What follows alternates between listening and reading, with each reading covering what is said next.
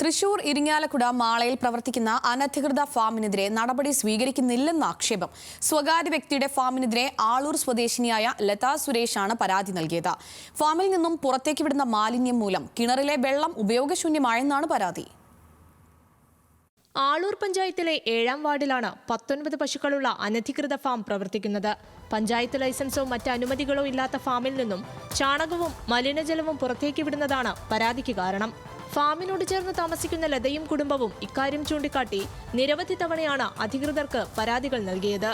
ഞങ്ങൾക്ക് ജീവിക്കണം, നമുക്കൊരു നല്ല വായു, നല്ല ശ്വസിക്കാൻ വേണ്ടി ഞങ്ങളുടെ ജനലും വാലും തുറന്നിടാൻ പറ്റില്ല. കൊതുകും കുത്തി ഞങ്ങൾക്ക് ഈ പശുവിന്റെ മേലുള്ള പ്രാണിക്ക് കടിച്ച് വിഷമിക്കുകയാണ്. ഞങ്ങൾക്ക് ഇതിനോട് ഒരു പരിഹാരം ചെയ്തു തരണം. ഫാമിലെ മലിനജലം താഴ്ന്നിറങ്ങി ലതയുടെ കിണർ ഇതിനോടകം ഉപയോഗശൂന്യമായ നിലയിലാണ്. സ്വകാര്യ ലാബിൽ നടത്തിയ പരിശോധനയിൽ കോളിഫോം ബാക്ടീരിയയുടെയും ഇക്കോളി ബാക്ടീരിയയുടെയും സാന്നിധ്യം വെള്ളത്തിൽ കണ്ടെത്തിയിരുന്നു. ഇതോടെയാണ് ഇവർ പോലീസിൽ പരാതി നൽകിയത്. അതേസമയം ഫാമിന് ലൈസൻസ് അനുവദിച്ചിട്ടില്ലെന്ന് വ്യക്തമാക്കിയ പഞ്ചായത്ത് അധികൃതർ ഫാമിന്റെ പ്രവർത്തനം അവസാനിപ്പിക്കണമെന്ന് കാട്ടി നോട്ടീസ് നൽകിയിട്ടുണ്ടെന്നും അറിയിച്ചു. ന്യൂസ് മലയാളം, തൃശൂർ.